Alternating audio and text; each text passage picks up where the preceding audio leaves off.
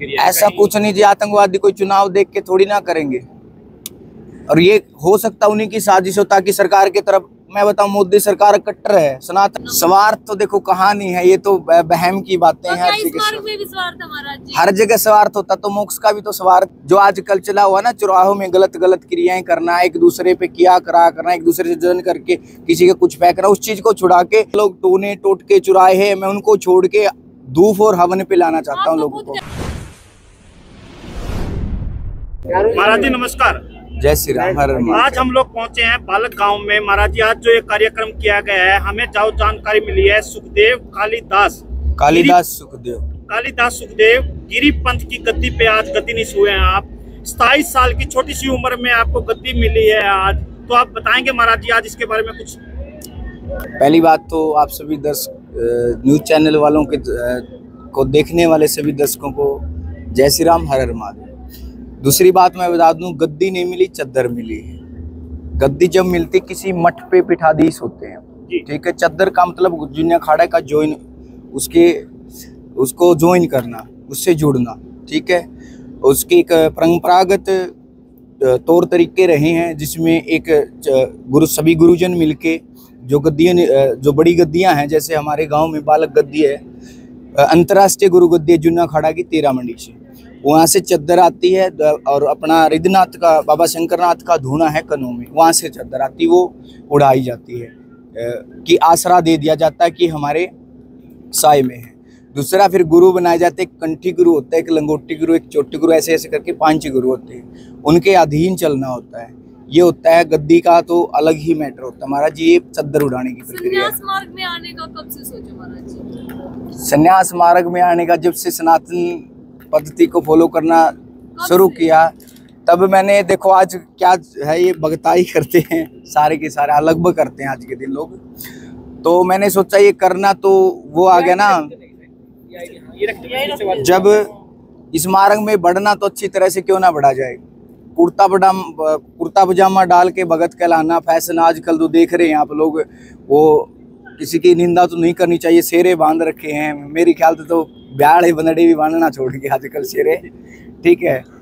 तो उससे अच्छा जी जब से इस मार्ग पे चली पड़े, भक्ति मार्ग पे, तो भक्ति का रंग ही लाल है, तो हम क्यों न अच्छे तौर तरीके से ही, परंपरागत तरीके से इसका शुक्र करें। आयु मैं आपको बता दूं, मैं थोड़े से पीछे यहाँ से मेरे गुरु गद्दी है, मैं उनकी वजह से ही पैदा हुआ था, उनके चरणों में पला बढ़ा। पहले दादा के रूप में उनको देखा, फिर गुरु के रूप में उन्होंने साधनाएं करवाई, दीक्षाएं दी, साधना मार्ग पे बढ़ा। फिर उन्होंने भ्रमण के लिए कहा, तो भारत में हर जगह जगह भ्रमण करे, कहीं ना कहीं कुछ ना कुछ सीखा है मैंने, कहीं ना कहीं जाके। जैसे कामाख्या शक्तिपीठ पे भी गए हैं, मैंने हीलिंग सीखी है नेपाल से, काठमांडू जाके। कामाख्या शक्तिपीठ से कामाख्या तंत्र सीखा है, कोलकाता से और तमिलनाडु से अलग तंत्र सीखा। तो ऐसे ऐसे करके साधना इकट्ठी की थी। 2014 से मार्ग थे। पहले मेरे शंभू गिरी जी महाराज जी थे, जिन्होंने मेरे को इस दिशा की तरफ मोड़ा था। किस उम्र से महाराज जी आपने इस मतलब संन्यास उसमें आपने पांव कदम रखा? ये कार्य 2014 से कर रहे हैं, ठीक है।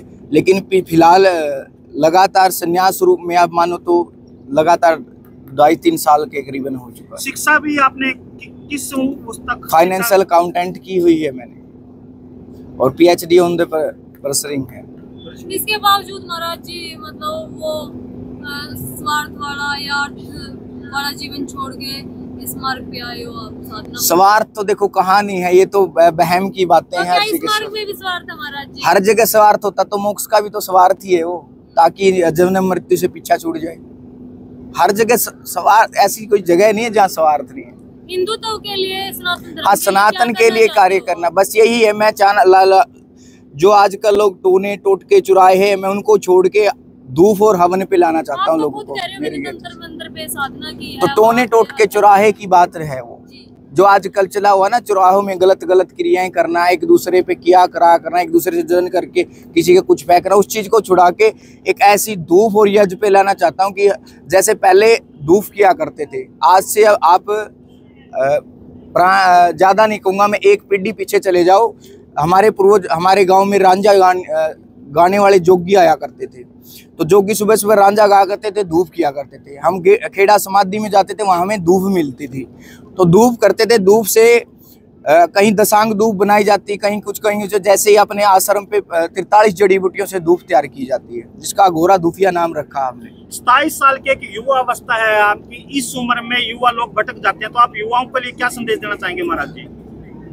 यही है जी, हम तो हर बार हर तरीके से देते, गरीब कन्याओं की शादियां करवाने में भी लगे हुए हैं, ताकि कहीं न कहीं युवा मुड़े नशे की तरफ, जो बेकार पैसा खर्च कर रहा है उसको कहीं न कहीं एक अच्छी जगह पे लाए।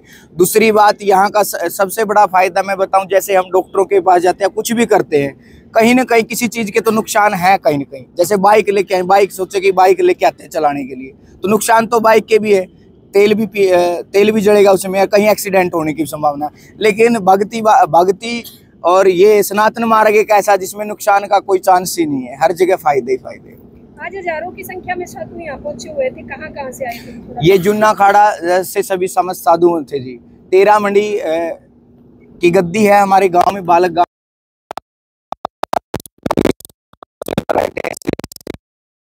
बाबा पृथ्वी जी महाराज, उनके सानिध्य में ये भंडारा हुआ था। इनके साथ साथ बाल योगिनी महामंडलेश्वर माता करुणागिरी जी भी पधारे, जो हरिद्वार आश्रम से हैं, कथावाचक भी हैं और बचपन से साध्वी रही हैं, शास्त्रों की प्रचंड विद्वान हैं।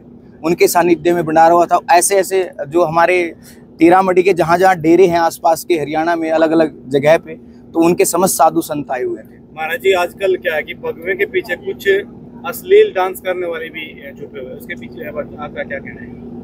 अश्लील तो गलत है, लेकिन नृत्य गलत नहीं कहेंगे हम, ऐसी बात नहीं है। अपने परंपरागत तौर तरीके रहे हैं। नृत्य की बात नहीं कर रहे, नृत्य एक कला है। हाँ ठीक है, वो हर किसी के अंदर है। अश्लील डांस की जो आप बात करें वो गलत है।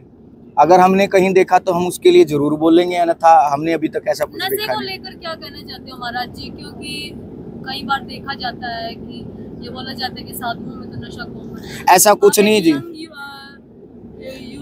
ऐसा कुछ नहीं है कि साधु नशा सिखाते हैं।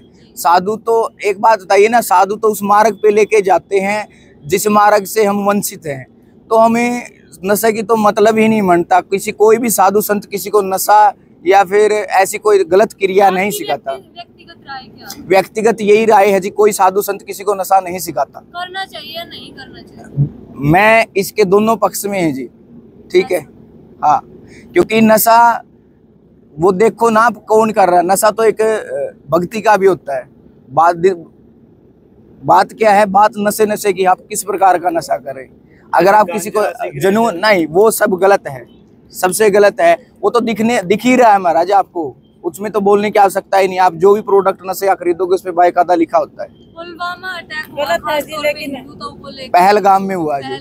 हाँ, उसको लेकर क्या कहना चाहोगे? ये क्या प्री प्लान साजिश है या फिर ये मुसलमानों की? देखो, मैं एक स्पेशल इंटेलिजेंस में तो हूँ नहीं, तो मैं आपको प्रॉपर बता पाता, लेकिन जो हुआ वो बहुत ही दुखदायी घटना हुई है, वो गलत हुआ है और धर्म के नाम पे तो बिल्कुल गलत हुआ है। हो सकता है ये किसी का प्री प्लान हो कि धर्म पे, ताकि भारत में दंगे फसाद हो। आज आपको जो ये चद्दर उड़ाई गई है, जो चद्दर दी गई है, इसमें आके आपका समाज के प्रति क्या रहेगा रुझान? समाज के प्रति यही है जी, इसका फर्ज यही होता है समाज को सनातन धर्म के बारे में प्रचार प्रसार करना, और जो ये धर्म रूपांतरण हो रहे हैं उनके लिए उनको समझाना, रोकना, और हर तरीके से सनातन के बारे में पता धर्म रूपांतरण क्यों हो रहे हैं, लोग भ्रमित क्यों हो रहे हैं, क्योंकि उनको प्रॉपर तरीके से उसके बारे में अवगत नहीं कराया जाता, इसलिए लोग भटक रहे हैं। उनके भटके हुए को जहाँ तक कोशिश होती गुरु मर्यादा पे चलते हुए राह दिखाना, यही प्रयास रहेगा। उसमें को थोड़ा अधूरा रह गया था क्वेश्चन, जैसे कि एक अटैक पहले भी हुआ था जो कि पुलवामा में हुआ था। पुलवामा में हुआ, उस समय भी मतलब हमारे देश में चुनाव था, लेकिन अब भी बिहार में चुनाव है, तो इसके बारे में आपकी क्या कुछ प्रतिक्रिया? ऐसा कुछ नहीं जी, आतंकवादी कोई चुनाव देख के थोड़ी ना करेंगे, और ये हो सकता उन्हीं की साजिश हो, ताकि सरकार की तरफ, मैं बताऊं, मोदी सरकार कट्टर है, सनातन के प्रति बहुत ज्यादा कट्टर। मैं चाहता हूं आज जो सनातन का अस्तित्व है वो मोदी से बीजेपी सरकार के कारण है। हो सकता है वो यही चाहते हो कि चुनाव के टाइम पे ऐसा कुछ किया जाए जिससे उनकी सरकार पे शक के दायरे में आई और चुनाव से हार हुई। महाराज जी पूछना चाहते हैं, जूना अखाड़े के साधु तो खासतौर पर माना जाता है जब भी युद्ध की स्थिति आती है तो शस्त्र और अस्त्र दोनों तैयार रहते हैं। क्या अब अगर समय आया देश के लिए? बिल्कुल तैयार है। हमारे जूना अखाड़े का नारा ये, एक हाथ में माला दूसरे में भाला। बिल्कुल तैयार रहेंगे जब भी देश को किसी भी तरीके से बनी तो आप युद्ध में जाने के लिए? बिल्कुल जी, अभी तक शास्त्र पे चल रहे हैं जब तक लोग भटक रहे हैं। अगर ऐसी कोई नौबत आई शस्त्र की तो भी उठाने के लिए समय पे तैयार है जी। और शस्त्र तैयार हैं, तैयार होंगे नहीं, तैयार हैं, रखे हैं। हाँ जी। अच्छा महाराज जी, आजकल एक बड़ा विवाद चला हुआ है साधु समाज को लेकर के। जैसे ही आपको पता होगा, पिछले कुछ दिनों से जो सुकराईनाथ मामला है बड़ा गंभीरता के साथ में, और जो आसपास के गांव है वो भी अभी धीरे धीरे पट्टे पे ऊपर आते जा रहे हैं, तो इसके बारे में आपकी क्या कुछ प्रतिक्रिया है? देखो जी, प्रॉपर मैं एक बार मिला हूं उनसे, तो मेरे साथ बहुत अच्छा व्यवहार रहा है, बातचीत हुई उनसे बहुत अच्छी रही है। जब तक मैं उसको बिल्कुल करीब से नहीं देख लेता मैंने, तो मैं कैसे, कोई मेरे पास पुख्ता सबूत नहीं तो मैं कैसे कह सकता हूँ। हाँ, ये बात जरूर कहूँगा, हर इंसान हर किसी के प्रति अच्छा नहीं हो सकता और हर इंसान हर किसी के प्रति बुरा नहीं हो सकता। ना ही हर इंसान में हर तरह की क्वालिटी हो सकती। किसी में कोई ना कोई कमी अवश्य होती है। सब में है, कोई पूर्ण नहीं, पूर्ण एक परमात्मा है, इसके अलावा कोई नहीं उसके। और मैं तो एक बात मानता हूँ, किसी का अवगुण देखने से पहले उसके गुण क्यों ना देखे जाए। अगर उसका गुण देखना शुरू करे तो अपने आप में खुद में जो गुण है वो दिखने शुरू हो जाएंगे। एक बड़ी बात और है महाराज जी, पहले ये कहा जाता था कि बहता पानी और योगी साधु महात्मा कभी एक जगह पर स्थायी नहीं रहते।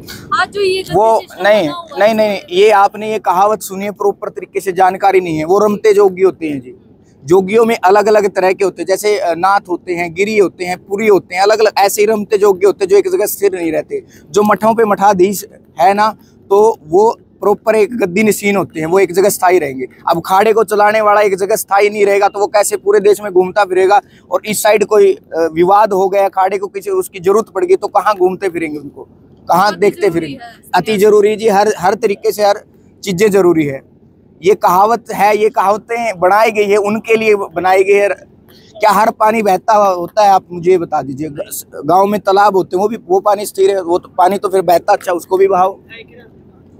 स्थिर घरों में हुआ पानी के बारे में ये कहा जाता है, हालांकि अगर हम इसको विस्तार में लेंगे तो बहुत लंबा हो जाएगा। हाँ। ये कहते हैं कि अगर बहता है पानी तो उसमें बैक्टीरियल इन्फेक्शन या ऐसा कुछ क्वालिटी अच्छी होती है बहते, अगर वो स्थायी हो जाएगा तो काई लग जाएगी। ऐसी तरह से अगर कोई भी नहीं, ऐसा कुछ नहीं जी। हर साधु का अपना अस्तित्व होता है, हर साधु की मर्यादाएं होती है। आपके अपने व्यक्तिगत विचार।